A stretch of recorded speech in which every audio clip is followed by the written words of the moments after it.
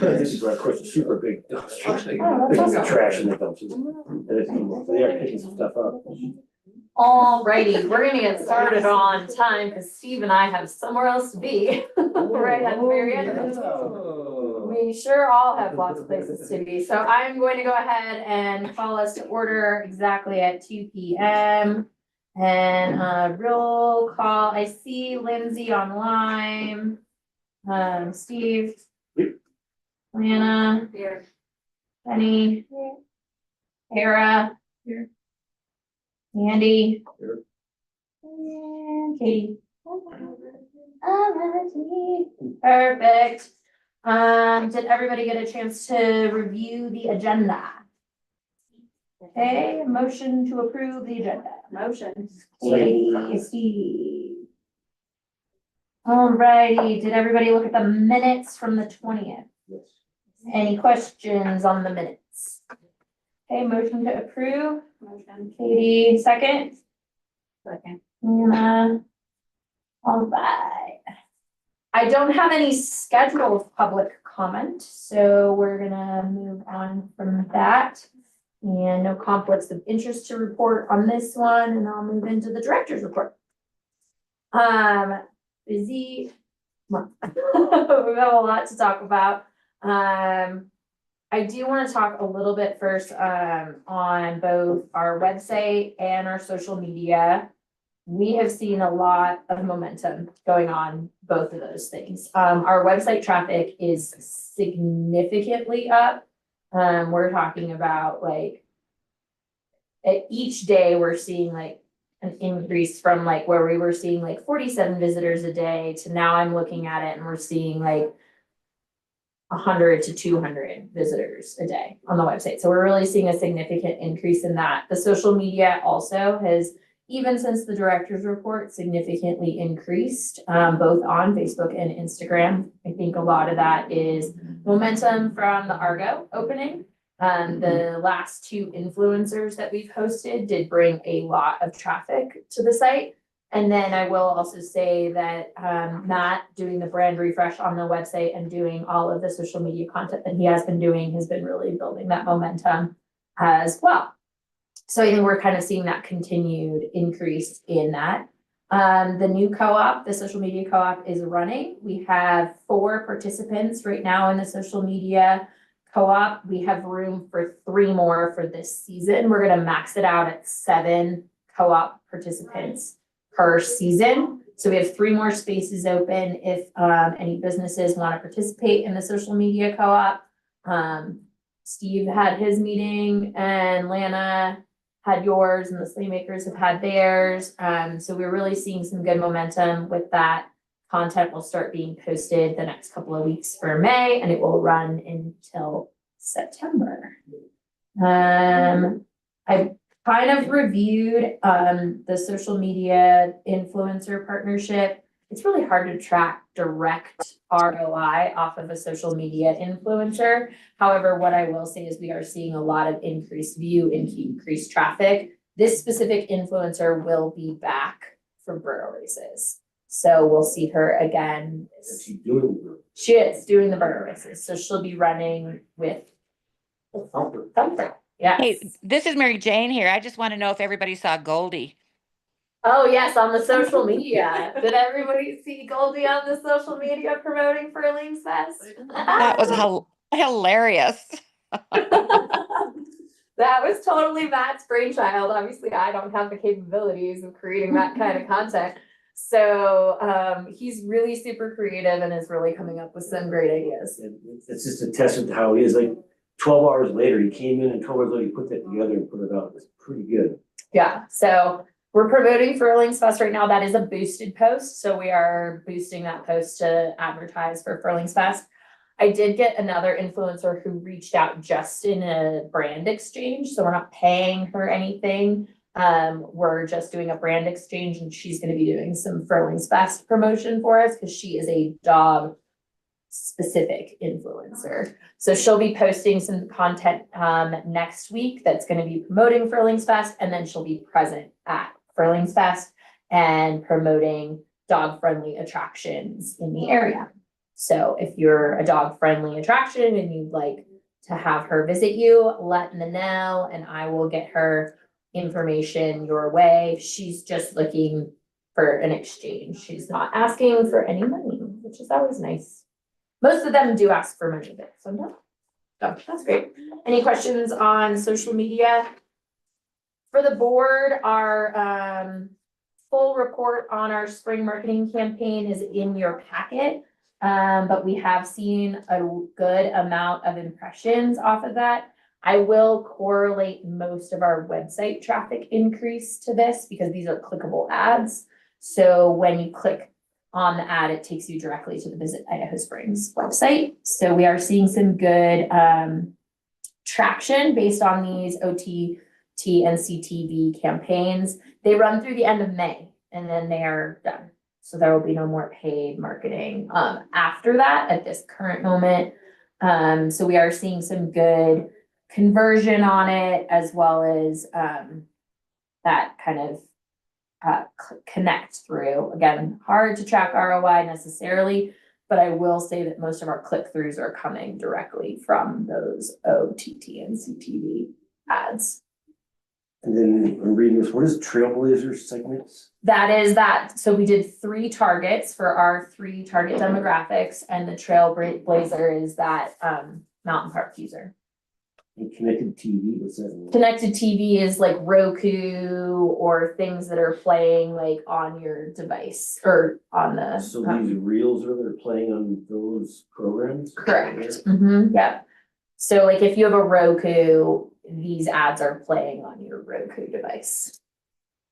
How do they get on there? I mean, You don't wanna know. You don't want to know. It's personal Steve. information. Exactly. It's like when you accept the cookies, when you go on a website, it does personalized ads for like where you live. Yeah. And so they track your phone where you're at. Same thing with your Roku. So when you subscribe to your Roku in the first place, hi Kyle. It's your phone, it's- everything. Yeah, it's a whole situation where they are completely connected into all of your information. And so then they send you targeted ads via that information. So that's how Nexstar purchases access to all of that metadata and cookie data. And then they target ads to those people that are in our demographics. So we gave them very specific target demographics, both age, zip code, and activities. So it wasn't just we're spending money for no reason, we're spending money to people that we know we're trying to attract. Any other questions on the paid marketing? Cool. I'm still trying to resolve the trash can imagery issue, working with the Historical Society on getting access to the high-res imagery is a little bit more challenging than first anticipated. So we're continuing to work through that. But as soon as we get access to the high-res imagery, we have the trash cans all designed, and Neil has a plan on how to wrap the trash cans and create that moving forward. Are we gonna get trash cans on the east end of town? They are currently, the ones that we have were grant funded, and so we don't have a plan for that yet. Okay. Just curious. Correct, Andy? That's correct. Yeah. I think that's a good goal, is to get some trash cans. We do have to keep in mind the impact on public works that would, add, to the route. They have to, and the other reason not to do it is just we need to factor in the additional time to do that. Yeah. So I think we probably need to just, develop a plan. It's for what just that with looks like. increased traffic on that side of town, they Agreed. overwhelm like our trash cans, Starbucks, I'm sure can attest to that too. They get overwhelmed regardless Sure. because they only have so much space and people traveling create a lot of trash, but. If I could, a bright spot, we were turned down for the grant. And it was gonna encompass quite a bit of money because it was quite a bit of cans. Sure. And then the next year, I guess they didn't have enough applicants and we hadn't applied and they asked us, hey, would you apply? So, and we had, so funny how sometimes things come full circle. There is another round of that same grant that's opening up soon, so we can reapply for it with the thought of increase on the east end. I like that. So would you just bring that to our attention when, if you're already looped into that? just I let us am. know. Yeah, thank you. Yeah. So yes, I think that's a very I was just valid request. Fair, yeah, I Right? mean, it is what it is, Sure. but. Yeah. So then what you're talking about is the imagery to decorate the already obtained trash cans. The big tan ones, yeah. I don't know who you've been meeting with, but let's connect you with the person who did the website. Yeah, Dan, I've been meeting with Dan Keller, who's the archivist and apparently in charge of like the digital media library. And he's just been sending me like PDF imagery, Okay. and I'm like, I need Neil needs high-res imagery of whatever we have available to be able to make the print not look, Steve told me this time to. that would be great. She was on the website. Okay. Alright, I'll make a note of that. Okay, so Steve has been working on an idea, around, so I don't know if you noticed, but we lost a banner somewhere in the mix, the banner, the banner on the so we have a banner on this end of the Minor Street, but the banner that was on the Tommyknockers end, it poofed somewhere in the land of, I have no idea what happened to it. Was it hanging and it disappeared or did it? No, it just poofed somewhere over the winter, it vanished. Misplaced somewhere. Misplaced It'll be somewhere. found when you get a new one. So while we were talking about the misplaced banner, Steve was really interested in, as we've all talked about, creating a more branded barrier and a more branded approach using the updated wayfinding and It's signage. quite common to see people coming from wherever, standing right there at the banner and taking a picture down Main Street. I mean, almost every day, multiple days, but and that first thing they see is that construction zone looking barrier, which is pretty ugly. So just we got a quote from the local Squatch manufacturer, or metal shop guy, to make this metal looking mountain, Idaho Springs branded, kind of on point.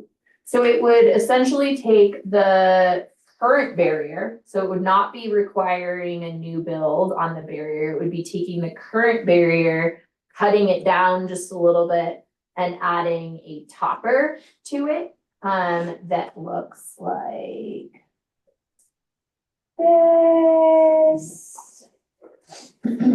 So much better and so much on brand. I love it. Let me put it up Cause for the other thing everybody. is the wind blows so hard on that big barrier, it'll blow them over, it could hurt someone. And then they put those sandbags in the bottom, which never fit, and they break, and so they put logs under there to do them more branded, and so this would be kind of a final touch. Okay, not, you guys don't get to see anything, I'm sure. It was only like $426 cheap. each. It was cheap. Yeah, I think he's positioning himself to do more work for everybody in town, very fair price. Yeah. Where do you look? At the Central City, yeah. Central Parkway. Sasquatch. For some reason, it's not letting you guys see it on the big screen for some reason, technical, but it's on the director's report on the, in the council packet, but essentially it uses the new branding and the wayfinding and tops the barrier kind of with Idaho Springs, and it's got, again, if needed, it's my mock-up, literally, it could still have the little orange stripy thing, Andy, although Ed says he doesn't think it's required.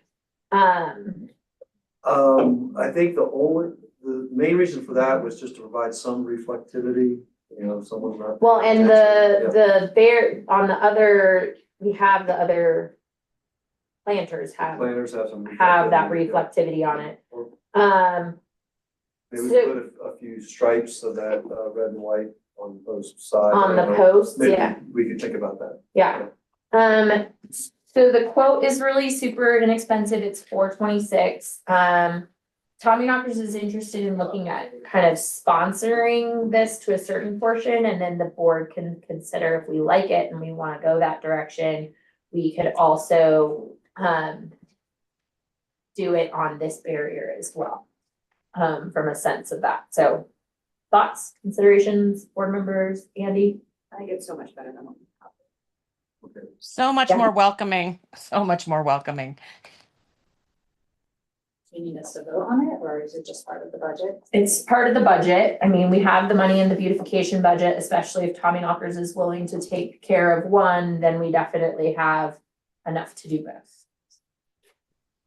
And sorry, it was cutting out a little bit. Are we going to have a Minor Street Market banner up there or no?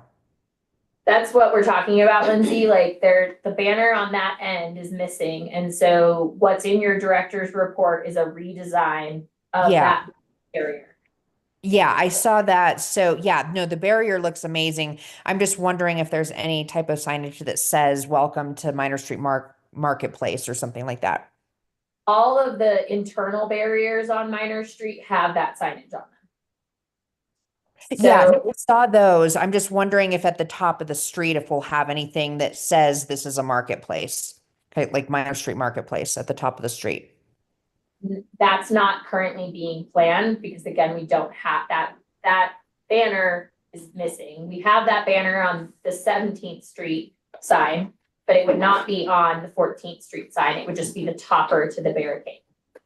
Is what's- Okay, yeah, I mean, I guess I feel like we should have, I mean, I'll obviously go with whatever the group thinks, but it seems like we should have kind of an announcement of, hey, this is the Minor Street Marketplace at the main exit off of 70. Are we gonna do anything about those walk-ups there?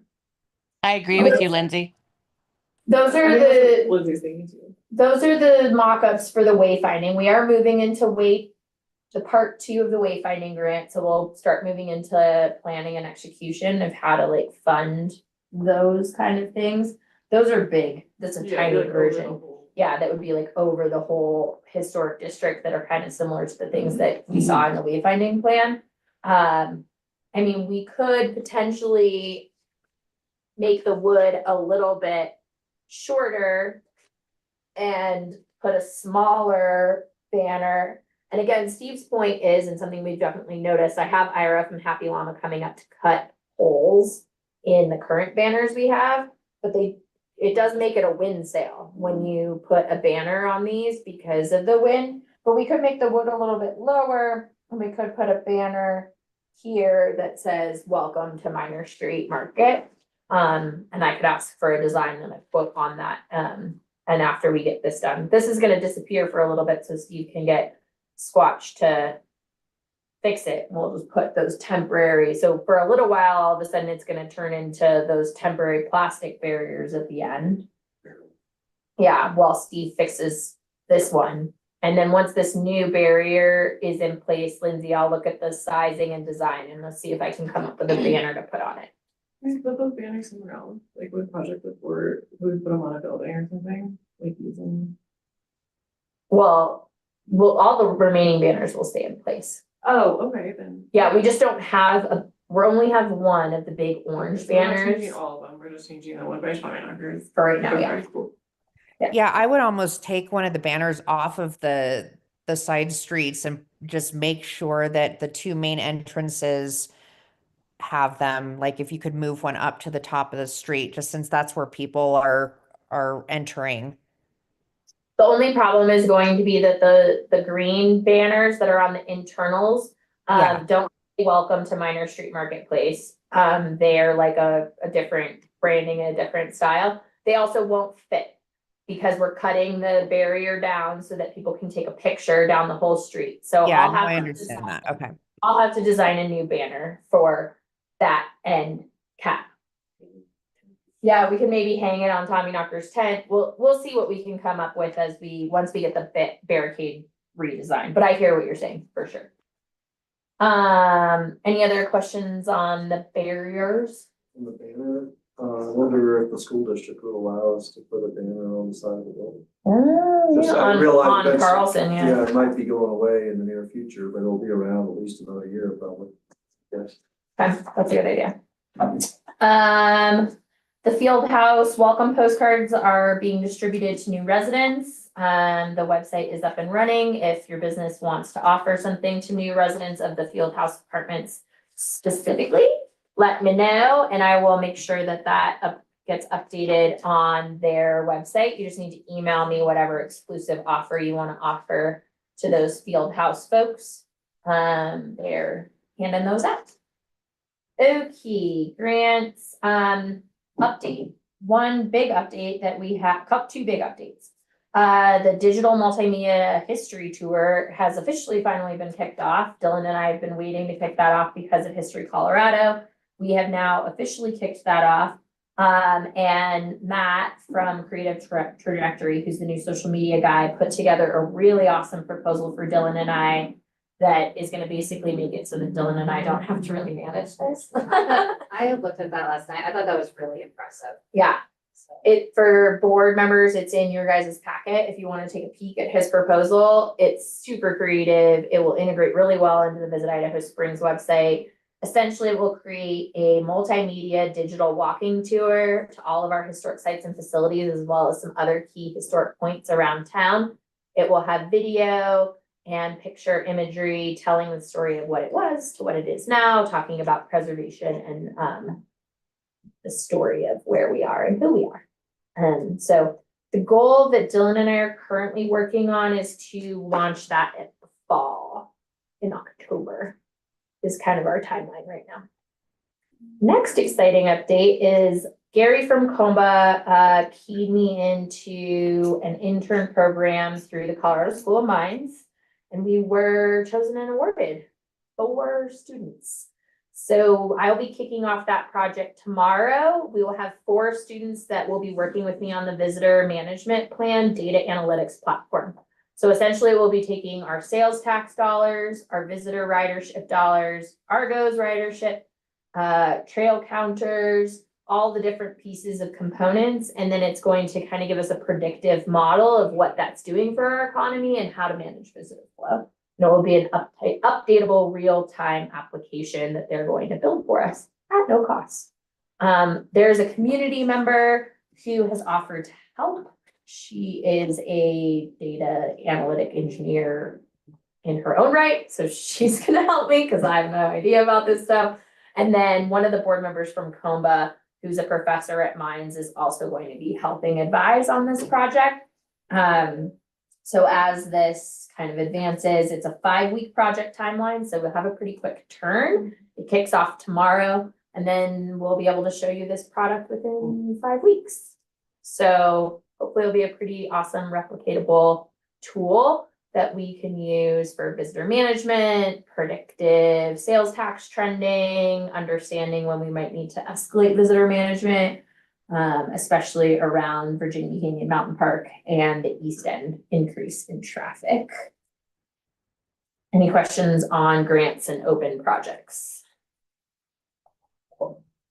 Okay, so Steve and I ran the Clear Creek cleanup over the weekend with Public Works, and it went really well. Do you have anything? Dumpsters were full by noon. And what's noticeable is the community is getting on board with their yearly trash garage emptying dumps. Originally, it was meant for picking up trash around town and then throwing in dumpsters, and like other communities do, they just give up and they let everybody throw all the trash away. Like Georgetown does 8 dumpsters, and people plan all year long, and they pile up, because the first hour is all people who've been planning and had their trucks all loaded and everything ready to go, so they showed up early and they just emptied all the stuff out of the garage. Which at first was annoying, but when the police chief, the fire chief explained that he really appreciates that because it mitigates the fire danger in some of these cluttered places. You don't feel so bad about it. But it was a nice community event. Yeah. It was calm, cool, collected, and professional. Everybody behaved and threw the trash away. We also had a lot of volunteer groups this year. Mountain Youth Network participated, Q House participated, Combat and Friends of Bee Camp participated, the Libertarians participated. So we had like a lot of folks coming and picking up the orange trash bags and actually picking up around the community. Mayor picked up a couple of streets himself. So that part is also working really well. There was a lot of suggestion of us considering doing this more than once a year, maybe doing something in the spring and something in the fall. The reason that we tend to do it the day we do it is because Rotary helps organize and run this event, and it lands on their day of service. Epic Day of Service. I will say that Doyle Disposal, who's been our partner on this, it's a heavy burden on them, that we're all doing it on the same day. So there's consideration if we want to talk about doing it more than one time a year. It's also, because today we're doing Clear Creek. Raft cleanup. Raft cleanup, so, the rafters are really going down the creek right now, picking up trash. And, there's already probably filled the dumpster, the dumpsters behind Tommy Knockers. And they filled up a dumpster, probably the quarter right now, and they're just putting more in when I came over here. And then tonight we host them for food and beverage free party. It's the season kickoff, and you're coming down to do those speeches. Yeah, I'm impressed. That's still going, the cleanup is still going on. Yeah, this isn't the first time that They're we've got hardcore. snow this day. Yeah. They usually send their rookies down to. Make them raft the creek in the snow. I talked to them, a couple of their leads last night, and Steve and I talked yesterday, and this is not the first time we've done the cleanup in the rain or snow, so we said, let's do it. We'll throw the party inside, and again, we'll be handing out swag to the rafters, supported by the business community, which is awesome. Again, the raft guides are kind of some of our best ambassadors in the summer season. They like to recommend the businesses, and so the more you get to know them or offer them something in return, the more they're willing to tell all their guests and customers about you. So they are definitely a tit for tat gang. And they travel all over the country rafting at Nomads, and we're the only community that does this for them, so they do appreciate it. You really do. So that's kind of some spring stuff. We hosted Colorado State Tourism up here for the media reception of the Argo. Thank you to the Argo team for that event. It was very successful. We had some high-level leadership from OEdit up there who were very excited to continue to promote Idaho Springs, and we've gotten quite a bit of media content out of that. We also, in collaboration with Clear Creek County Tourism and CCEDC, are going to be at the Outside Festival, the 29th and 31st. In collaboration, we are going to be giving away 500 grab bags. So if you want to throw something in the grab bag, let me know. Obviously 500 is a lot, so you don't have to do all 500, but if you want to throw in 100 and whatever it is, let me know. We were able to, from Visit Idaho Springs perspective, partner with Pivot Cycles and Free Ride Bike Shop. We'll be sponsoring a very expensive, nice bike giveaway. So we're super excited to Free Ride to help partner on that, and we'll be giving that away. We're doing a data share with Argo on this, meaning that we'll be collecting email addresses and social follows, and we'll be sharing data analytics. So we'll be able to collect all those folks' email addresses and their socials. So we'll be able to target them with future advertising. So pretty exciting.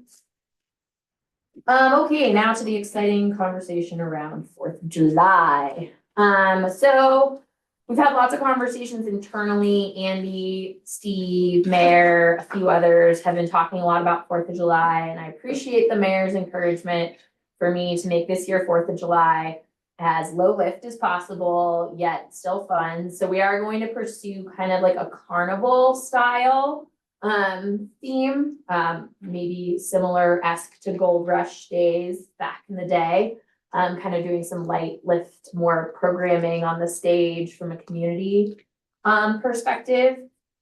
We did do a lot of digging into the 4th of July fireworks contract.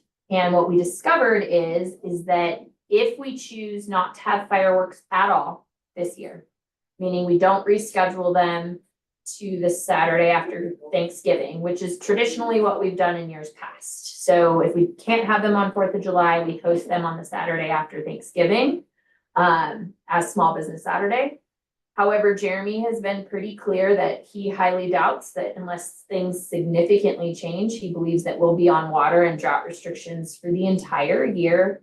He doesn't feel confident that he will be able to approve a fireworks permit for the Saturday after Thanksgiving either. So Andy and I dug into the contract, and if we choose to cancel before really anytime but I'm making a recommendation, we make a decision now.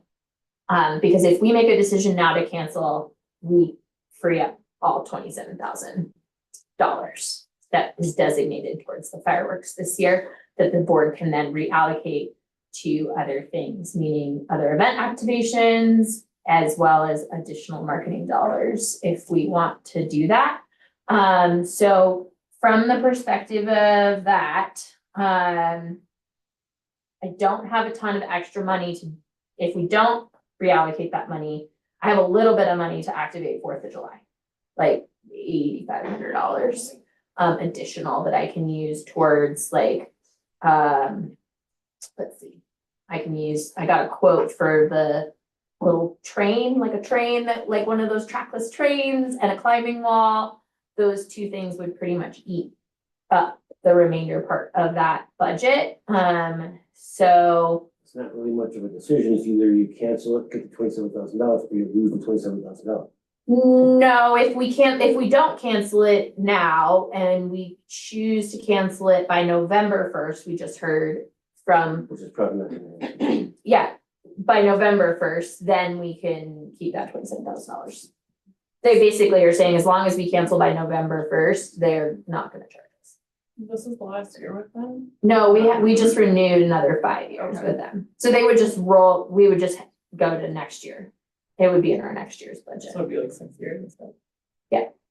Or. I mean, I'm not a as refund. pessimistic as Jeremy is, but also like, I mean, I think the smart move is to just move past fireworks for this year. Because November fireworks just doesn't even really work, I mean. Yeah. We did it 1 year, yeah. It just did it, but it wasn't like it had the, big, small town fireworks peel that would be like. It didn't have the economic impact that. Well, and I think we already have people who already plan to come here for 4th of July, so we might as well give them something. So, not fireworks, but you know. Katie? Same. I mean, if you don't feel confident that you're gonna have fireworks at all for 4th of July, then, We definitely can't have them for 4th of July. Jeremy has already firmly said no to 4th of July. I mean, I think that if you don't think spending $27,000 in November is gonna make an economic impact for everyone on 4th of July, then save that money for something else. And then give them what we can for 4th of July. Tara? Absolutely. I think people will understand why, you know, so. Catch on fire? Right. They will still come and they Catch will on fire, make, yeah. they're not gonna be. Yeah, It's not worth it. yeah, and I know Andy and Mary's opinion, and Nicole, I saw your hand go up at the back. Oh, I was just gonna, say instead of like Small Business Saturday, if you were to move it, what about us entertaining doing a New Year's Eve down the road? And maybe like having an enhancement for people to be here for New Year's? Just a thought, We talked about that. that's in the same calendar year, but maybe this isn't the year, just putting it on the table. We talked about that, and most people who go someplace for New Year's wanna stay there. It's true, but we want people to start thinking about us. Mm. I mean, and you're correct, and they go there because that's what's always been available. This hasn't at any time had anything, so like as we go forward, maybe it's something that we incorporate, so we are a place and a destination. It's like the other fireworks holiday, I feel like. It is, Well, and she's putting on her tourism board hat because that's part of our thing is to get more lodging. So, that's a house over yeah, here. so she puts on her tourism board hat. And so, Yeah. yeah, if that does bring people up to stay the night and get more lodging. Dan? We're not doing fireworks, obviously, but have we thought about like a new LED show? Yeah, everything is pretty Fire sold. drone. Everything is pretty sold out this year, from a sense, there are no drone companies available for 4th of July this year. The cost of those projection shows and those things is actually even more than $27,000.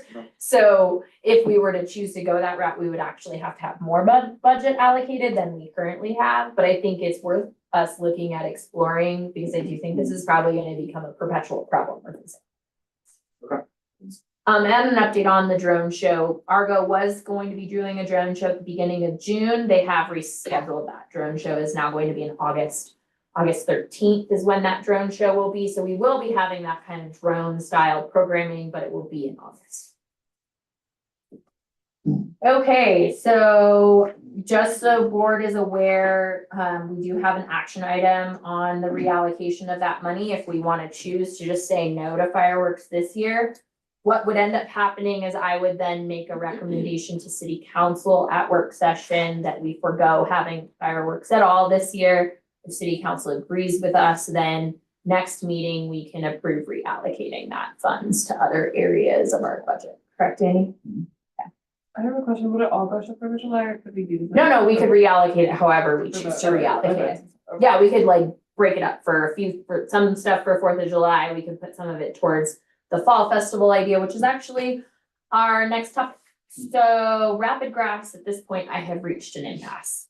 I have tried a lot of different avenues and angles, and I have not been able to come up with an agreement with that festival organizer to how to move that event forward within the downtown district of Idaho Springs. So at this point, I'm letting the board know that I'm no longer wasting my time and energy on that. And I have other business owners that have approached me about the idea of hosting a fall festival, Taste of Idaho Springs Music Festival, the first weekend in October. The Slaymaker is here. The Slaymakers are very interested in partnering and hosting a fall music festival from a supportive, collaborative effort. I would like the board's guidance to do that.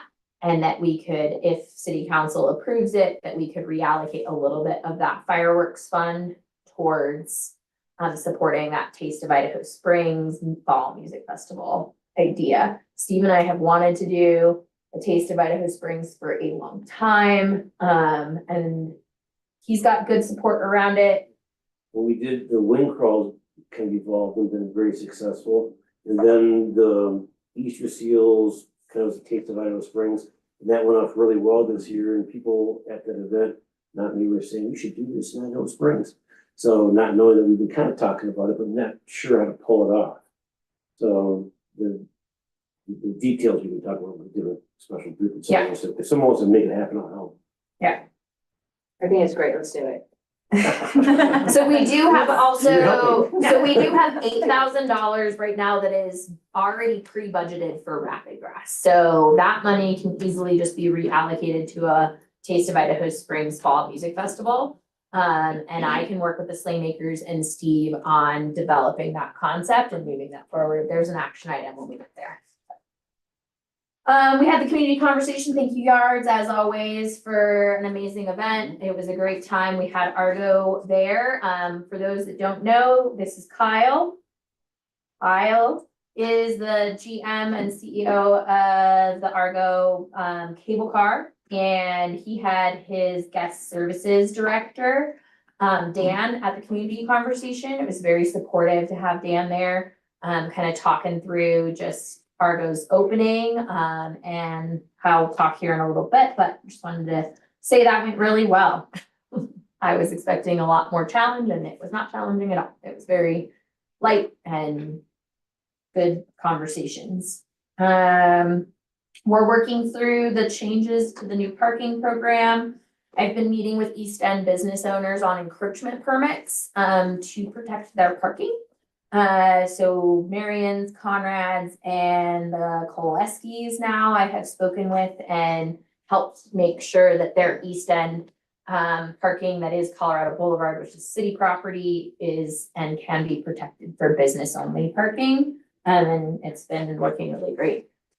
Everything else is just your normal analytical reports. One thing to note is in your packet, we do have a fun new fact sheet for the Idaho Springs Mobility Hub and Downtown Improvement Project that will be starting to be pushed out to all the community members.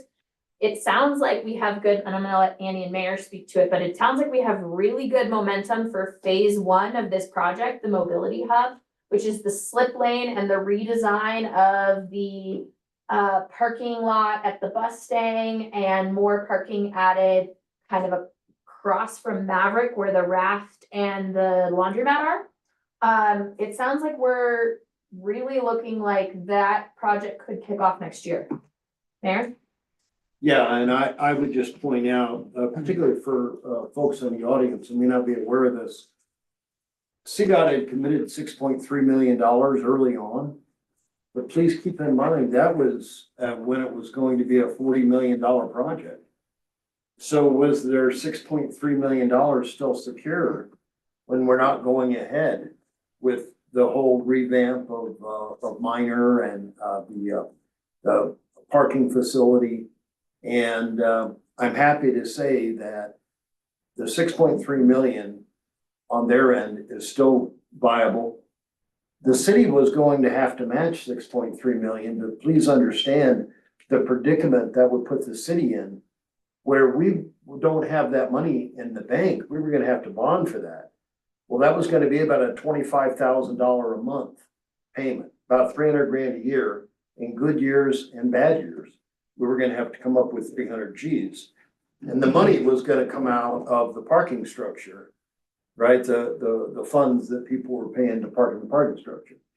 So, had we still had to have a $6.3 million match, there's just no way to have funded it. So I think we really are in a very good position where CDOT 6.3 mil is there and we do not have to match. So it's a tremendous shot in the arm for the community. And, anyways, that's where we're at. And I agree, we very well may be underway with that next year. Yeah, so again, that does include, an increase to our parking capacity. We also just did our parking walkthrough, and Andy, how many parking spaces have we added to our count? 200. Yeah. Yeah, so in the last 6 months, we have added 200 parking spaces to our inventory. Through just walking the system, redefining spaces that weren't there, the additional spaces down by the new, apartments, just a lot of things. It's been 200 parking spaces added to the system. And if What's I the may- total count? What's the total count of parking spaces now when people ask me in town that are Idaho Springs spaces? Mary Jane, I will get back to you on that, because I don't know that number off the top of my Yeah, head. I don't mean to split hairs, but I do just want to add the 200 that Andy was speaking of. About 32 of those are from the county getting on board and opening up the wellness center parking Friday, Saturday, Sunday, which, you know, that's when it's really crunch time for us, particularly in our busy summer season. So they converted that to paid parking, which is smart on the county's side. They did elect to go with interstate. Of course, they could have used anybody they wanted. But it's nice. I think that will be popular, particularly with folks going to the mountain park. And anyways, it's great to have about 200 more spaces, because I will remind everybody, had we built the parking structure, we were anticipating only netting about 200 more spaces. And having a rather large monthly payment in the meantime. So I'll get that total count of parking spaces that we have in our system for everybody, just so everybody kind of knows, and I'll work with everyone on that. I've got, Lindsay says, would still like to suggest permanently labeled. Sorry, grab and go, not grand and go. There are 30-minute parking spaces on every block, and we're putting in permanent signage instead of one of those mobile signs. That was part of our park walkthrough. So there will be 30-minute parking spaces on every avenue, as well as several designated on the east end as well. So those have been identified. And we're working with the Volunteers of America on their parking situation and where they're parking their vehicles. That's a process that needs to go through Wonder and City Council, and we're currently working on that. So to update you, Lindsay, on that. Any other questions about the director's report or things? Yeah. I got and this comes more from the resident side. Do we have a plan in place, especially for those of us who are close to Argo, if a lot of traffic is showing up in our neighborhoods that really is not supposed to be there? Yeah. Do we have a plan to take care of that, or is it, if it's a problem, then we'll address it? Or No, what is- we have a plan. So that was part of our park walkthrough. So Okay. we'll be increasing the resident-only parking spaces in that area, and then Park Idaho Springs will be I enforcing. think what we're if I'm understanding my neighbors right, it's not the resident only parking, they're actually more worried about just literal cars coming down the street. Yeah, that's, Moving too fast, where there's kids and dogs and who knows what running around. Is there any speed bumps on your road? Yes, two. There is two. Not, sort of. On Wall Street, we have two. Virginia does not, and they are larger two-way street. yeah, so I know that that was brought to We city have one council. by the Zion Church. We have one, but I've noticed those who don't care about the speed bump, it doesn't do anything. I know that that concern was brought to city council, like there's Yeah. nothing that like this board can do about Okay, that from I that just wanted to perspective, know. but I do know that you're having Argo rep here, so he's hearing Okay, you. well, one of the things I was gonna ask, since you guys have the resident parking, is there any way that there can be more, maybe coming through the city, more signage saying like, this is a resident traffic route, if you're not, you know, if your destination isn't in the neighborhood, you really shouldn't be up, you know, politely discourage people. I know it's a public road, Yeah, but. I mean, that's something that's something Okay. that would have to go through city council, but I Okay. definitely will make a note in Okay, that just from my something. perspective, and again, I think Argo team is hearing you and they're definitely working on their signage plan and making sure that they're messaging to their guests and their visitors. As well, I know Comba is working very actively on making sure they're messaging to the mountain park users that, the primary parking spots and all that stuff. So Kyle. Yeah, just wanted to kind of put in, we Mhm. have had now 3 parking meetings internally in the last Yeah. week. So, we very much anticipated the issue, but now that we saw it, we can actually visualize corrective action to start working on. We did just add 3 additional staffing roles this week that we'll implement, next weekend. Will be the first, so that we'll start implementing more traffic control Okay. staffing that will continue to increase as increasing staffing doesn't happen in 4 days. So we're pushing that out and reallocating while we can backfill those roles. But basically, we want to continue our presence out further and further to the turnoff as we can keep staffing, so we can keep that traffic management in a good place, limit the turnarounds, get people pushed back into town when parking's full, so that, once again, the turnarounds, I think, are what causes some of that back traffic we saw. So we have 3 additional spots that will start this Friday, as far as parking control and traffic control, and that will continue to grow throughout the summer. But that's just step 1. We do also have, like, as you mentioned, a signage plan that we started talking with Dylan about this week, as well as finding what is the proper signage to put up on sign. So the first run is gonna be the main road into the parking that will get signed, and then we don't have much control of that, so I'll be communicating with Dylan on what's needed further. So, continuing to bring up local only things, will be kind of that next step, and then partnering with city council on what's next, but our main priority right now is the full stretch when you turn in past the water treatment and making sure that we're having proper staffing for that parking management and traffic management, so that people aren't pulling off in neighborhoods, back trafficking, stoplights with 50 cars behind them or stop signs. So definitely working through that, and continue to please let us know when. there are Especially just issues. near the kids' park. Yes. Yep. Completely. So, we'll continue to go. We're also, one of our check marks we're working on in the next week or so is to also create, parking map planage that we can hand out or pass along when people show up with full lots.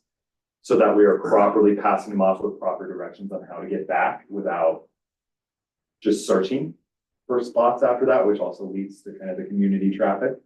So making it, what is clear directional, what are clear pedestrian paths, as well as if you're parking off site, how are you properly walking back?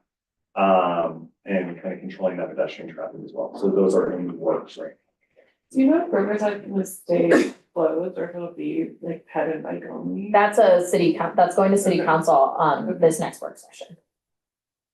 So the answer to that is we don't know yet. We have one sign on the bridge and it needs to work. The like signage, I think it's huge. Okay. People come in our.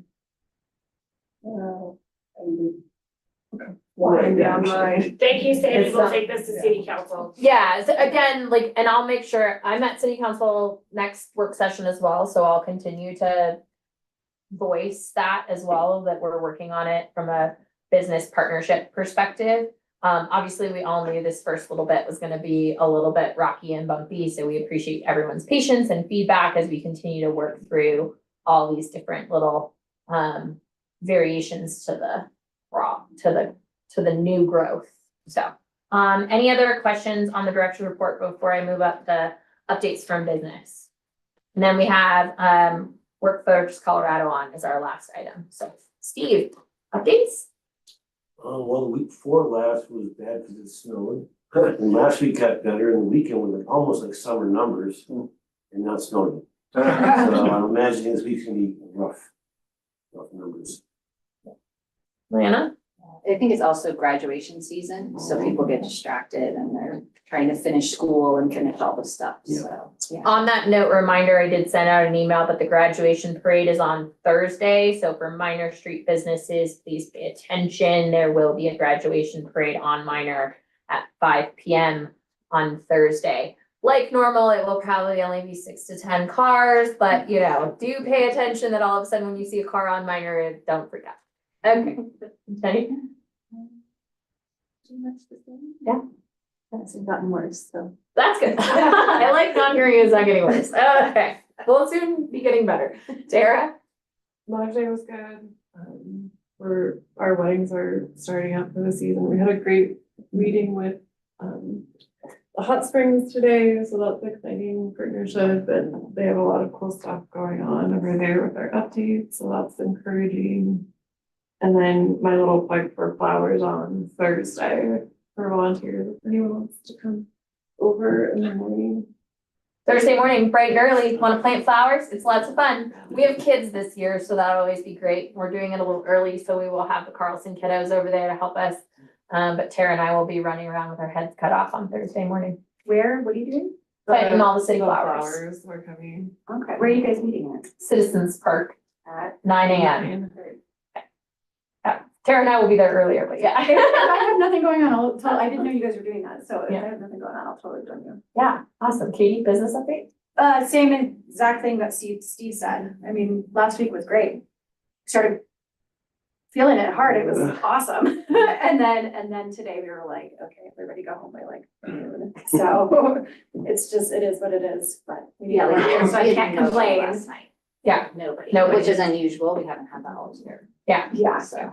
it's, Yeah, yesterday was really, really sad day. So same thing as everybody else business wise, like we saw again, started to see that uptick and all of a sudden. So again, Memorial Day weekend this weekend, it does look like the weather is gonna turn for the weekend. So I imagine this weekend we'll see that.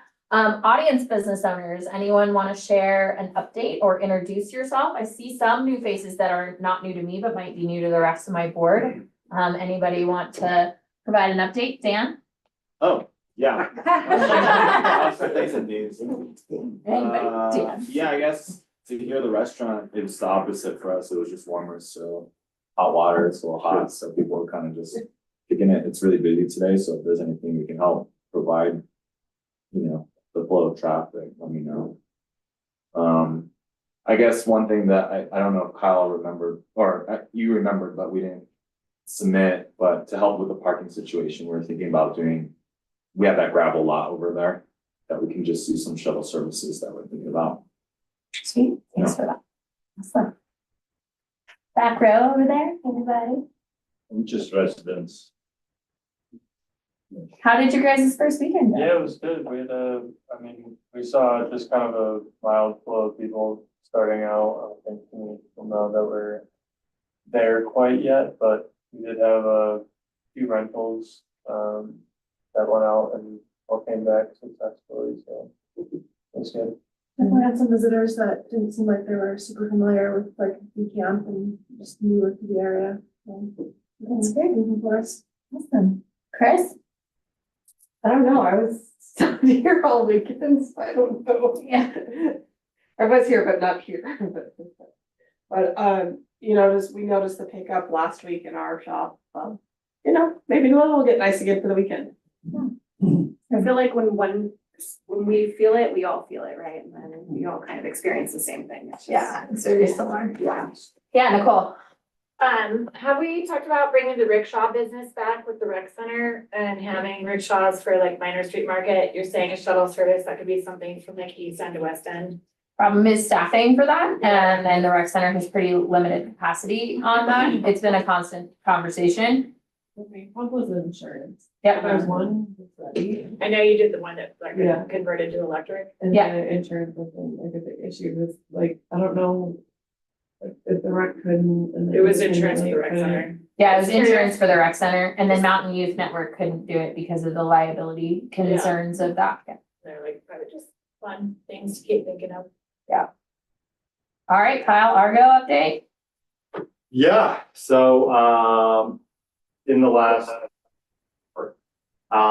Just a heads up, we are closing till Friday. With weather, we're gonna take the opportunity to reevaluate some of our staffing and processes, kind of step back. Once again, parking is one of those big pieces, as well as what everybody's been pushing for, ticket pricing, season passing, different things like that. So we're gonna take advantage of the weather, and allow ourselves to kind of restructure and get ready for Memorial Day weekend. As hopefully the weather turns and the traffic pushes back in.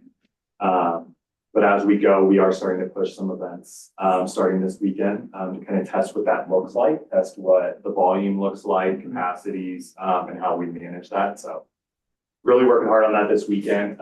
Everybody, I'm gonna hang around once we're done. So anyone who hasn't met me or has any comments, please come talk. I know Argo is probably a major topic for everybody around here and how we're gonna adjust. So definitely here to listen, and connect on what we can do better. Mary Jane, I saw you on mute. You have anything to add? Yeah, I do. I'm off mute. I just wanted to let people know that the partnership with the city and the Argo and Comba, with all these events we've had starting April 16th, going through the state tourism office, going through these leadership thing, going through the locals day, that the team work has really been outstanding. And I think the city has benefited greatly from the publicity, and Argo has benefited greatly from all of this working together. So Andy and Chuck, our original tent and our original MOU is working, at least to this point. It's Yeah. just a great team. I will say that from the perspective of like Visit and what we've been doing, we have seen a ton of momentum from that collaborative partnerships. The more that we all partner together in those moments, the more that we're getting that extended reach and we're seeing that positive impact, as well as, again, from the messaging standpoint, when we're all telling the same story and talking the same messaging, it really is making a ripple effect. And like, even just from my shop over the weekend, saw a significant amount of people that were just up here because of the Argo. So And Andy and Chuck, the Tim Wolf from the head of the tourism office, called me from his international convention in Fort Lauderdale this morning. And he said his whole international team was touting the Argo, the mill, and the whole Argo experience in Idaho Springs. So that was great timing. Yeah. yeah, we have a pretty significant lens of Colorado state tourism right now. They're very interested in continuing to highlight Idaho Springs, where traditionally we have not been on their radar at all. So We've been we are pushing. So now we really are on their radar. Colorado.com has got 3 more features planned for us this year. One on the hot springs dam that just came through today. And then another on Minor Street. So we will have 3 additional Colorado state brand partnerships is what they call them, that are no cost to us, that they'll be coming down. They already did one on Argo, they'll be doing one on Hot Springs, and then one on Downtown Minor. So those are just, again, those continued things that are happening as they want to support us in our growth and highlighting us in a sustainable fashion. Any other updates from the audience, comments, questions before I turn it over to Workforce? Hey, Lindsay. Sadie, this is Lindsay. I just had a couple of things.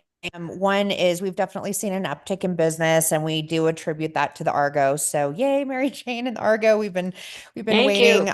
So excited. Yeah, so that's been great.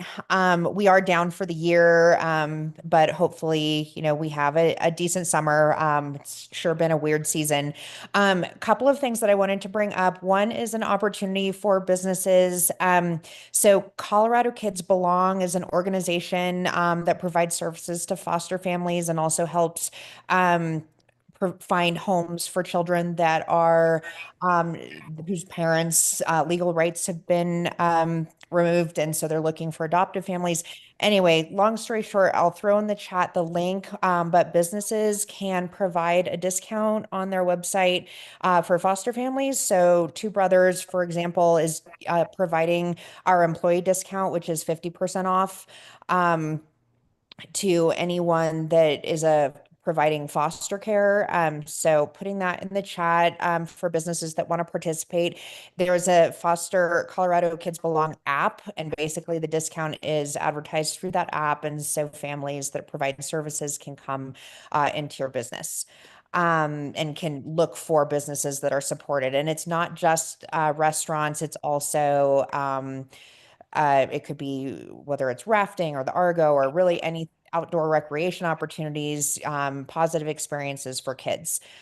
So I wanted to throw that out there. And then the other thing, I apologize for always being so negative, but I wanted to just see if there was any update on the crosswalk at the United Center. There was a little girl trying to cross the street the other day. I took a picture of her. She waited there while about 20 cars passed her and did not stop to let her go. It was actually Ken's daughter, and she's very young. So I would love to see the crosswalk lines put in there at the United Center, just to make sure cars are stopping for pedestrians.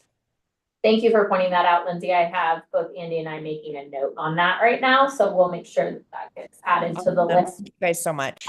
We also identified a few other really important crosswalk spots as we did our parking walk the other day. So you'll be seeing some of that improvement coming in, as well as to note that phase 1 of the mobility hub does also include some pedestrian improvements at that 103 exit that we all very much want to see, as we're starting to see more walk traffic, especially from the Fieldhouse apartments coming online and people walking from rec. And then of course the school being on the other side of the highway. So just know those are things we're working on for sure. Thank you, Lindsay. Okay. Colorado Workforce is here and they want to share a little bit, and they're online.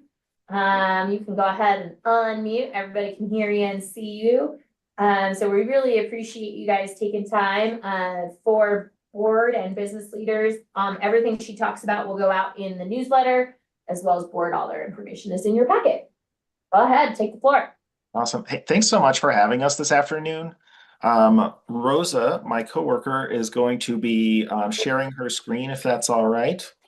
Yep. We have some slides. We're going to be talking about a little bit about what Workforce Colorado does, but with a particular focus on how we're working with businesses to support them in connecting with job seekers. And we have a new tool which has been recently rolled out that we want to highlight to see if that could be effective. So there we go. Is everybody seeing the slide deck? Yes. Yes, indeed. Awesome. All right, Rosa, can you go to the next slide? So I want to highlight there's 4 of us who are available to support businesses up here. So first off, we have Diana Herring-Stark. She's the Business Innovation Outreach Manager. Cheryl Keogh, she's a Business Outreach Specialist. She can provide direct support to businesses when they're looking to connect with job seekers. Rosa Buffalo, she's the HEES Career Services Supervisor, and myself, my name's Mike Amon. I'm the supervisor for the Business Services team. And we all work together at Workforce Colorado, Jefferson, Clear Creek, and Gilpin. So I'll continue. Good afternoon, everybody. Thank you for sharing your time with us. Workforce Colorado has recently gone through a massive rebranding. It's our official Colorado workforce system serving all of Colorado. So we are no longer the Jefferson County Business and Workforce Center, as some of you may have known us. We are now Workforce Colorado at Jefferson, Clear Creek, and Gilpin. we are serving, we are one of the few that serve all 3 different counties, and we serve in a variety of different ways.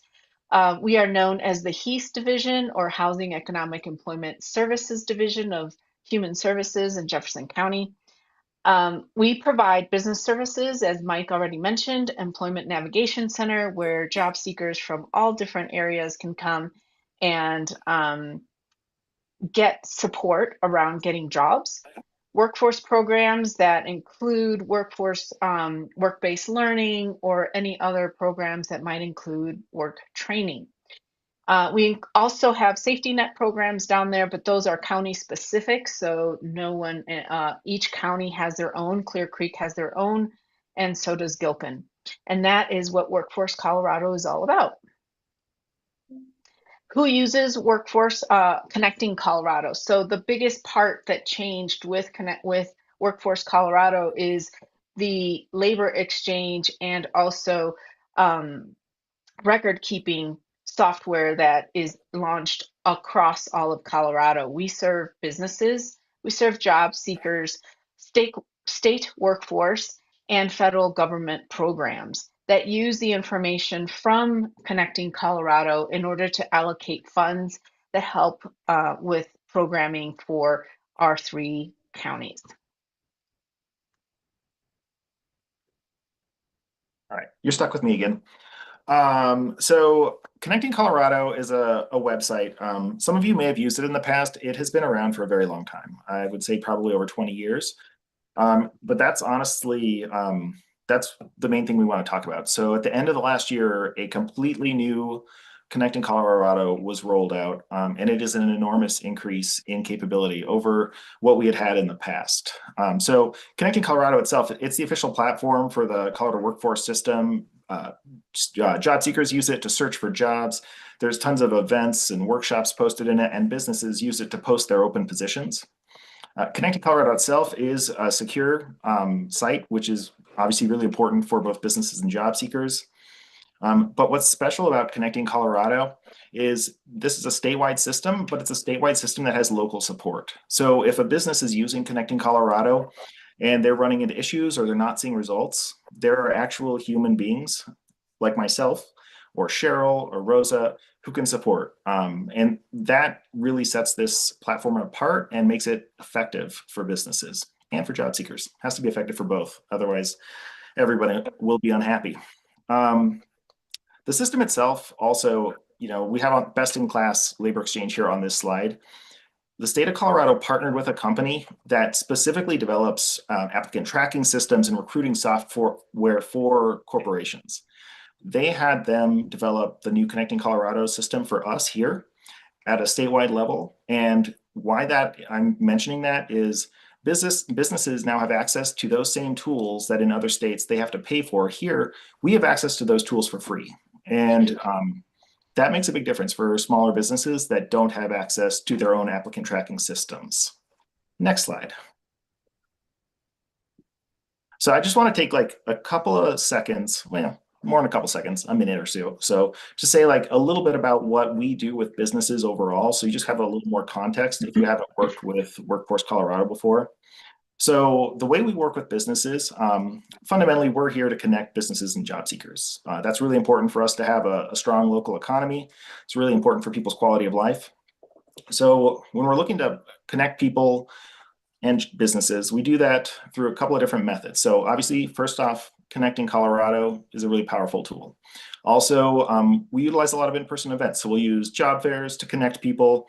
And if we're working with a business that's in an industry that doesn't have a lot of, maybe a lot of like public knowledge about it or what the career opportunities are, we'll organize tours and information sessions to promote those opportunities and get more people excited about it. We do a lot of work-based learning. So we partner with businesses to help them develop internship opportunities and apprenticeship opportunities to help create talent pipelines, both from the high school and up kind of age groups up through all different types of age groups and skill levels. So we work with businesses to develop like internship opportunities, everything from like hospitality, outdoor recreation, manufacturing, IT, every industry you could think of, we're supporting those types of work-based learning. We have layoff support on here. it doesn't mean we support layoffs. What that means is when a company is going through a layoff, we can come alongside there and work with that company to help provide support to those employees who are being laid off. So we can connect them with other businesses. So sometimes we're able to work with other businesses in that area to create a direct connection between those folks who are being laid off and that other company to make that process of them entering the workforce at a different company as seamless as possible. We also will work to connect businesses with available grants and loans, resources for businesses, anything like that that comes up. We work to make sure businesses are hearing about those things. And then finally, sector partnerships. Obviously I work in government and Rosa works in government, Cheryl works in government. And so we know a lot about the resources that are available, but sometimes our opinions on what might be the solution are maybe not what industry thinks is the solution. So we really work to support sector partnerships in many different industries where businesses come together, identify problems in their industries and identify solution, and then leverage public partners to fix the solutions that they identified. So that's just a brief overview of what we do. Rosa, can I get you to go to the next slide? Before we jump back into Connecting Colorado, which is kind of the topic of the day because it just relaunched, we have an awesome opportunity for businesses in Jefferson, Clear Creek, and Gilpin counties. And it's very timely right now. And so I wanted to highlight, it's called EDGE. It's the Employee Development for Growth and Excellence Grant. This is a grant businesses can apply for, and this is an upskilling grant. So a business applies for this grant to basically get funding to upskill their current employees. So they're either upskilling their current employees to avert a layoff, so maybe to move them into a different position within the company, or to help upskill them so that they can move up within that company and take on more responsibility. Can be either one of those. This is a very flexible grant. We've done 5 cycles of this before. We do 1 per year. And we've seen over 80 businesses in our area participate. 800 plus people at these companies have been able to get upskilled through this. And we've been able to inject over $700,000 into local businesses to support their workforces. So the reason I mention this is there is an information session, a virtual information session tomorrow at noon. So if you're able to make it, you can hear me yammer on about this a lot more. But the actual applications aren't due until June. So they're due June 7th. So if you're not able to make that, if you haven't heard about it, it's short notice, just reach out. We can share the slides, I'll record the session, and I'm also happy to just call anybody who's interested and talk through kind of what you can do with this. Next slide. So this is it. This is just our contact info for business services with Workforce Colorado. So if anybody has any questions or needs support with any of those areas I mentioned, just reach out and we're happy to set up a virtual meeting, come out in person and learn a little bit about what you're looking for and see how we might be able to help. Rosa? Yes. All right. Back to the main event, which is Connecting Colorado. So Connecting Colorado has been relaunched. And when you look at Connecting Colorado, if you haven't been there, I would urge you to go. So when you get there, there's 2 ways for you to enter. You can either register as a job seeker or you can register as an employer. I'm going to mostly be speaking to the employer experience, and Rosa is going to be speaking to the job seeker experience. But they're both, one doesn't work without the other. They're critical. So just a little bit about what you can do with the new Connecting Colorado system. So first off, the reason businesses use Connecting Colorado is to connect with job seekers. We see a lot of job seekers using the new system. It's way more user-friendly than the old system, and it's way more advanced. So businesses, number one thing you do with it is you're posting your jobs, and you can post them there for free. For businesses can also utilize this system as an applicant management system. And that's particularly useful if you're a smaller business and you don't have access to that, those kinds of like paid subscription-based systems, because maybe you don't hire that frequently. You can use Connecting Colorado for that. So you can use it to track your applications, communicate with candidates, just basically manage that hiring pipeline for open positions. The system also does automated matching. So based on what you have you've put in Connecting Colorado with your job description, it can intelligently match you with potential candidates, and it'll show you how good of a match they are. So that way you don't get lost in just a sea of candidates who are a mediocre fit. If a business is using this and they're finding they're not getting candidates who are a great fit, maybe they're not getting applicants, that's where you can reach out to Workforce Colorado staff. And that's what really sets this apart from an Indeed or something like that. Reach out and we can help figure out why you're not getting applicants. We can pull labor market information for your exact position in your exact area and see, are wages competitive with your exact area? We can look at the actual job descriptions with you and see if we can improve those. So you have that extra level of support that you wouldn't get with other online platforms. And then finally, when you look at it, you're going to see there's a lot of events and things like that that are highlighted, both for job seekers and more so for businesses themselves. And that can be a great opportunity to learn more about what's going on in the area. With that, I think I'm going to hand it over to Rosa to talk a little bit about the job seeker experience. Thank you. I just wanted to highlight exactly what Mike was talking about. Sorry, I'm having a little bit of technical difficulty going between a couple different screens. But as you can see here, this is the login screen. This is what an employer's registration would start to look like. And there are some things that you would need to know as a registrant in order to get started. So I'm going to talk about that. I'm going to let Mike talk about that in a minute.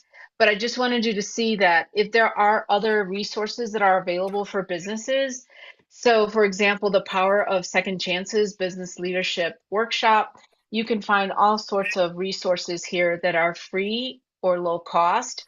I think it's rare that you find something that costs money, but there are lots of different ways in which you can use the resources in addition to using it as a labor exchange platform. So that's the first thing. I want to share again our presentation and let Mike talk a little bit about what do you need in order to get registered, which is a very simple process, by the way.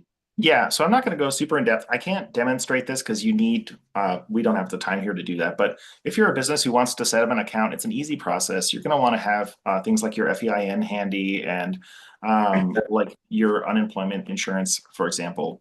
When you go to register, you're going to enter that in, and your account, once you create it, it's going to go into a hold status, and it's then going to be verified by an actual person. And that's another thing that's, when we say the system is secure, that's one of the reasons it's secure. These accounts are actually verified by people to make sure that businesses that are posting jobs here are legit. And job seekers in turn value that because the businesses that are posting jobs are legit. So we'll review that. If we see any issues, we'll directly call the business and just ask them, if we need like extra information or if the FEIN is wrong or something, get that corrected, and then they'll be able to post jobs. The posting process is really easy and intuitive. It's a modern platform. And if anybody does need any assistance, we're available to provide direct assistance virtually, in person, over the phone, any way that works. So next we're going to talk about the job seeker tools and why a job seeker would choose to use this platform over an Indeed or LinkedIn or some other platform.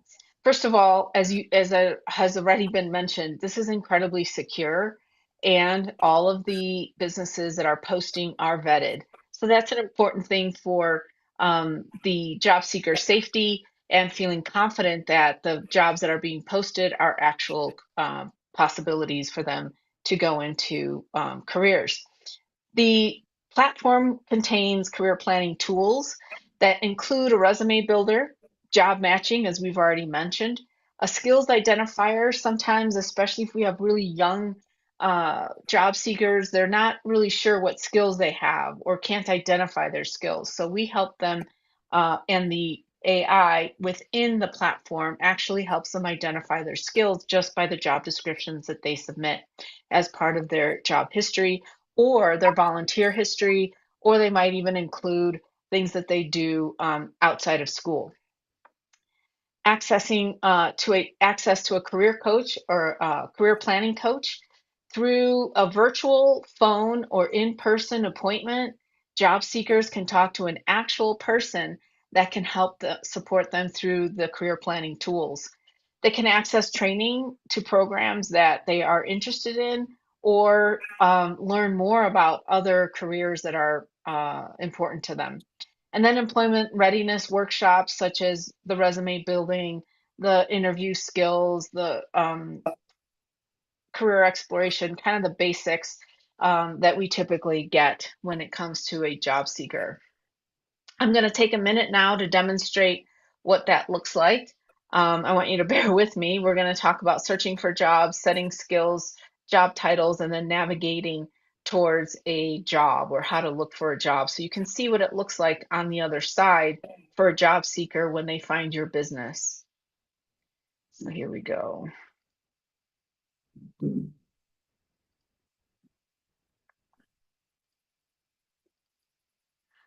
As you can see, I'm back at that login stage. I'm going to register as a job seeker. That's if someone hasn't registered ever. So I have an account. So I'm going to show you my account. I ask you to please, I didn't know this was going to be put on YouTube, but I was unable to get a dummy account. So I'm just going to show you what my actual account looks like so that you can see it.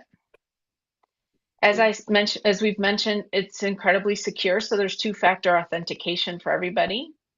And that is exactly what just happened. So I got the number on my cell phone.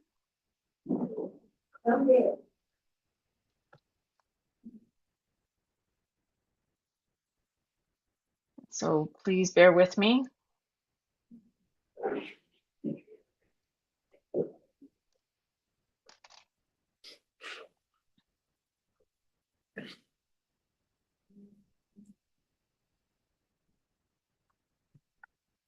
Because we are using, I'm going to turn off my camera just to save on bandwidth.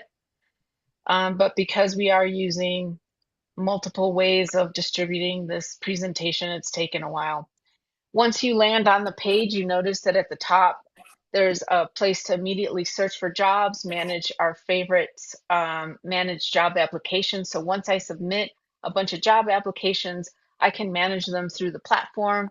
I can get and manage career services. So this is where they would contact the Workforce Center for additional help, or Workforce Colorado, excuse me.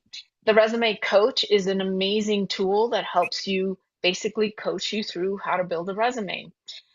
Career Navigator, finding events such as hiring events or training classes, and then finding courses such as workshops that help. Additional workforce services are also available. Today, I just want to show you at the landing page where people would land. Most of the time, it's right where you would start filling out your resume. So you have an about section about yourself. Then it helps identify skills based on all of the items in your resume. Obviously, I'm old as dirt because I've been in the workforce forever. And these are all the skills I've accumulated, at least according to this platform, over time. What's nice about that is sometimes we just do our jobs, but we have no idea what that means in terms of how to translate those into skills. And if anybody's been paying attention, we're hiring more for skills than we are for education or for experience. So what skills do you bring to the table? And so this is a great way to ferret those out. Currently, it asks, do I have additional work experience? Do I have additional education? If I don't, then I can hit the button that says recommend jobs. And so it recommends jobs for me based on maybe a zip code. I can filter out by where I actually want to work or by positions. Then I also can go by titles or by experience or some other filters that make sense for me. For example, currently this is telling me that I am a strong match for this job at Family at Workforce as a workforce specialist here in the state of Colorado. So we know that's a legitimate job because it's a state job. but also because we have an extremely secure system that we work through. Notice how this is in blue when it's a really strong match. When it's a good match, it's usually in yellow, and then it doesn't give you anything other than the strong and good matches when you are a job seeker. So this is what folks can expect to see when they're looking for jobs on the platform. If I want to search for a specific job, for example, a workforce specialist, I have a special location, maybe I want to stay in the Denver area, I want to stay within 25 miles or so, I can go ahead and click find jobs. And it didn't have any particular job in workforce specialist. So I would maybe change up my request to maybe 4 jobs and see if we came up with any additional. And they did not find any relevant jobs right now. Were it a different title, or if we were to have more time, we can continue to keep looking for possible positions or go with the recommendations that they had based on different job titles that they suggest. So that's one way in which job seekers would go ahead and use this platform. We went through skill sets, which are important, and job titles. They also have special features that help you do things like navigate a career. And that is when you are thinking about changing careers, you can come here and get some ideas as to what kind of careers you'd be well suited for. The resume coach is exciting because once you complete your resume, it gives you a resume score. So if someone has a really good resume that has the basics, it has an about section, has all your information filled out, it has a good job work history as well as educational history, it lets you know you are at 100% resume health. Once that's achieved, then you can feel good about making sure that your resume is good to go. So you can also export your resume. If you're done building your resume on this particular platform, then you can go ahead and take that resume and download it if you wish and use it elsewhere. You don't have to always use it here. You also have some AI generated verbiage you can use to help you understand how best to position yourself in a job. So this is how the job seekers get a lot of tools to try to reach good jobs that match their skills that help you grow your businesses. What questions do you have? Any questions from the business owners in the room? Just so you know, all this information and their contact information and how to get registered is located in your packet, as well as in the link that goes out in the newsletter. So my only question is, it's all free for both parties? Yes, so Connecting Colorado is funded through the Colorado Workforce System. It's a statewide system. So it is free for businesses and job seekers. Absolutely. Wonderful. Okay. Well, thank you guys for joining us. We really appreciate it. So we did want to ask the team or ask the board any recommendations for how we continue to get the word out to businesses. I think as a business owner, you might want to have this be your go-to place for finding job seekers. What we don't want to do is encourage job seekers to come here and have them expect to find you there.